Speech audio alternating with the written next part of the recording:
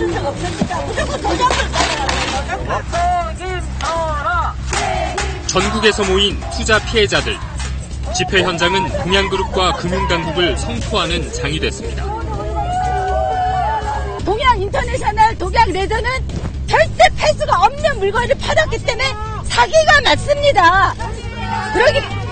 그러기 때문에 원금이 아니고 계약 무효가 받는 거예요. 맞습니다. 그걸 판다고 해서 돈 넘어준 거예요, 또 이게. 금방원에서.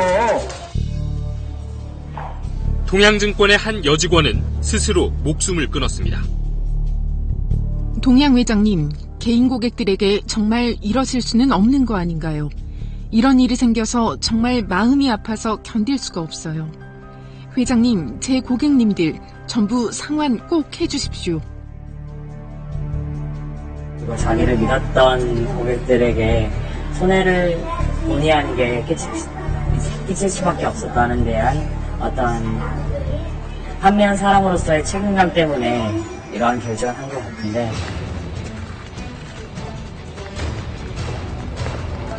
동양증권 직원들은 현재현 회장 자택 앞에서 시위를 벌였습니다.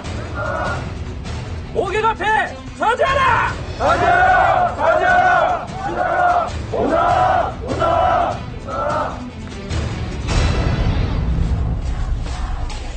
피해자 5만 명의 피해 금액은 2조 원이 넘는 것으로 추산되는 동양사태. 피해자 대부분은 개인 투자자들입니다. 이런 대규모 금융사고는 비단 동양사태뿐이 아닙니다. 왜 이런 피해가 반복되는지, 반복을 피하려면 어떻게 해야 하는지 짚어봤습니다. 홀로 딸 하나를 키워온 김모 씨. CMA, 즉 종합자산관리계좌를 동양증권에 가지고 있었던 김 씨는 지난 8월 새 금융상품에 가입했습니다. 목돈이 조금 있으면 계속 전화가 와요. 정말 일을 못할 정도로 전화가 와서 계속 이런 걸 가입을 하라 뭐 이렇게 얘기를 하는 거죠. 결국 기업어음 CP와 회사채에 투자를 했는데 상품의 위험성에 대한 설명은 전혀 듣지 못했다고 합니다. 지금 여기 보면은 네. 신용등급이 B고 고위험에 네. 이런 얘기가 있잖아요. 네. 그러니까 이런 거를 전혀 고지를 받지 못하셨어요. 전혀 들은 말 없어요. 김 씨가 투자한 돈은 모두 2억 7천만 원. 아파트를 사려고 모아온 이 돈을 잃게 된 겁니다.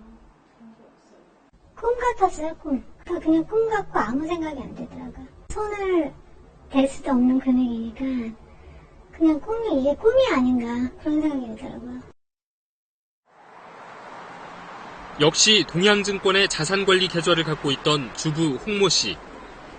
홍 씨는 삼척 화력발전소에 투자하니까 안전하다는 말을 듣고 지난 8월 새 상품에 들었습니다. 화력발전소라는 큰 데 들어갔다고 생각했으니까 그래서 안전하다고 해서 들어간 거거든요. 근데 너무 억울해요. 난 신탁인지 뭔지 아무것도 몰랐어요.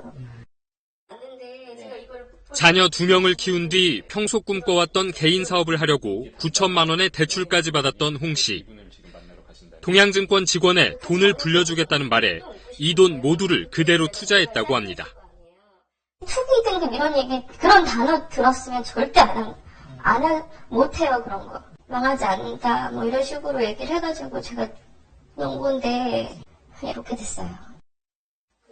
동양그룹의 계열사 법정관리 신청 소식을 들은 홍 씨. 담당 직원에게 전화를 걸었습니다. 했거든요. 저기 말씀하신 거하고 틀린 것 같더라고요. 신문에서 지금 너무 가장되게 크게 터뜨린 건데 한 2, 3일 전에 해결될 것 같아요. 아, 그래요? 네. 동양이 망하지 않는다고 계열사가 몇 편데 그러셨잖아요, 그죠? 그러니까요. 그리고 지금 동양파워 네. 지분만 그냥 파 버려두면 해결되는 거예요.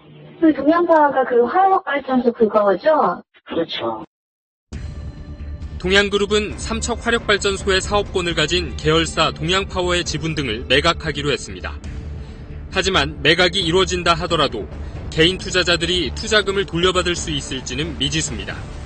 투자 원금의 10%에서 많아야 40% 정도로 예상됩니다.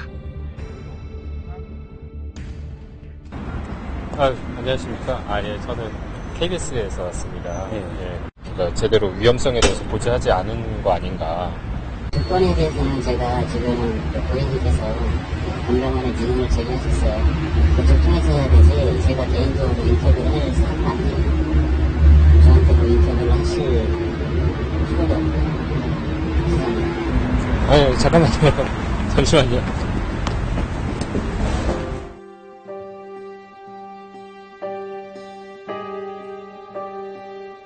중증 장애인 딸을 둔 캐나다 교포 이모 씨 부부. 나중에 자신들이 세상을 떠나고 없어도 장애인 딸이 홀로 살아갈 수 있도록 확실한 원금 보장을 원했습니다. 하지만 동양증권 직원은 CP와 회사채를 권유했습니다. 직원과의 이메일 내용입니다. 30억 원을 한데 묶어 동양계열사 CP를 매수할 것을 권유하며 물량이 거의 없다고 부추깁니다. 방금 손실이 있을 수 있다는 이야기는 전혀 못 들었고요. 우리나라가 망하지 않는 한에는 원리금이 보장된다고 알았어요. 동양사태 피해자 가운데 가장 많은 29억 원을 일을 저지인 이 씨는 동양을 상대로 첫 손해배상 소송에 나섰습니다. 한 시민단체가 마련한 동양사태 피해 구제 설명을 1,500여 명이 전국에서 모였습니다. 고객투자 성향서가 최초 거, 지금 거, 그게 어떻게 달라졌는지 그런 것들을 준비를 하셔야 되고. 피해자들은 동양뿐 아니라 금융당국을 향해서도 울분을 쏟아냈습니다. 전발 가면 그거는 우리 초소가 있습니다. 이 초소에서 하는 일은 북한군의 남침 징후가 있다든지 할 때 우리 국민들한테 남침 징후를 알려줘가지고 준비하고 대비하게 하는 거 아니겠습니까? 금융계통에서 그런 일을 하라고 법과 규정에 의해서 금융감독원한테 책임과 권한을 줬습니다. 그런데 금융감독은 뭐 하고 있는 거예요, 지금?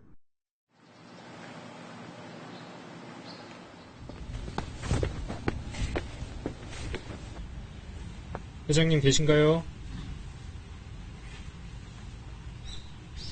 회장님 계신가요? 안 계시는데. 부회장님. 아무도 안 계십니다. 동양그룹이 위험하다는 얘기는 이미 1년 전부터 금융시장에 퍼져 있었습니다. 은행권에서 자금 조달이 막힌 동양그룹이 동양증권을 통해 급히 대규모로 자금을 모았고 그 과정에서 고이율을 미끼로 투자자들을 끌어들인 겁니다. 이러도록 감독 당국은 무엇을 하고 있었을까? 지난해 11월 동양그룹은 금융위원회에 문건 하나를 전달했습니다. 증권사가 계열사의 투자 부적격 회사채와 CP, 즉 기업어음을 팔지 못하도록 금융투자업법 규정 개정안이 공고된 상황.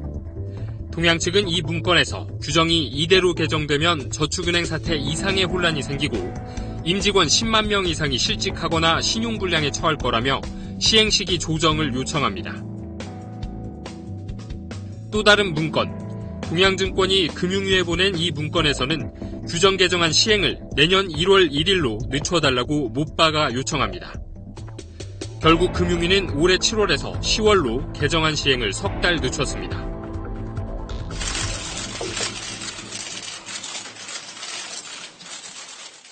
만일 진술이나 서면 답변에서 거짓이 있으면 3개월 연장을 했다는 거 아닙니까? 여기에 동양에서의 로비가 있었느냐, 이게 상당히 중요한 문제인 것 같은데. 그 당시에 바로 이 구조조정에 들어가서 부도를 내는 것보다는 한 개인 투자자 입장에서 보면 한 2,700억 정도는 피해 규모를 줄였다. 이 석 달 동안 동양증권을 통해 팔린 동양 계열사의 회사채와 CP는 무려 7,300억 원대. 금융위가 개정안 시행을 늦추는 바람에 개인 투자자들에게 고스란히 피해가 돌아간 것입니다. 금감원은 동양증권 CP 문제를 4년 전에 이미 알고 있었습니다. 세 차례 검사를 통해 불완전 판매 등을 적발한 것입니다.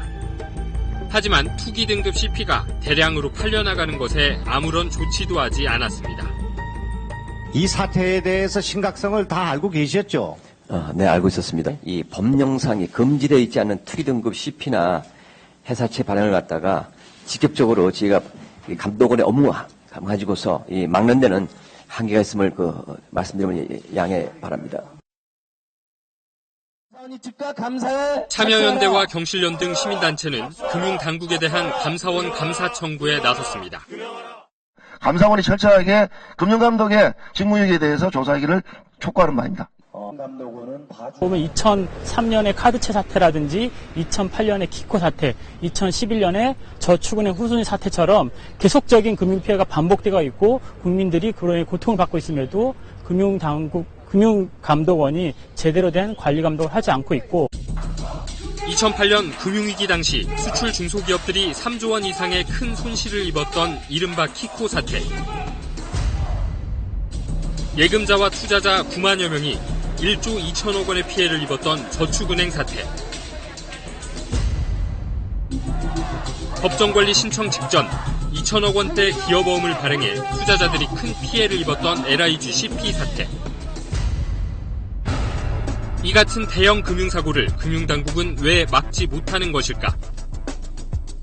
감독당국이 금융회사나 채무 기업의 안정성에 더 초점을 두다 보니까 결국 불법 부당 행위를 알면서도 막지 못하는 그런 악순환이 계속 반복되고 있다라고 할 수가 있겠습니다.